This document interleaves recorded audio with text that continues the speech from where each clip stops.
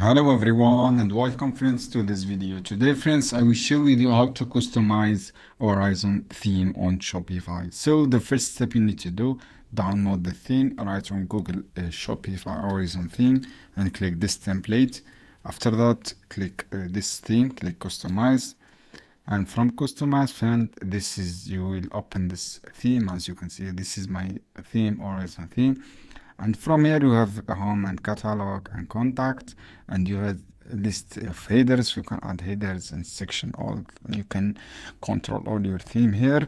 And from, if I go back, you have also a template. You can customize your template from here. And then you have product titles. You can add a product sections from here, guys, on the theme. And you have logo. You can also add a logo on your of this theme. If I go back, this headers can also add headers.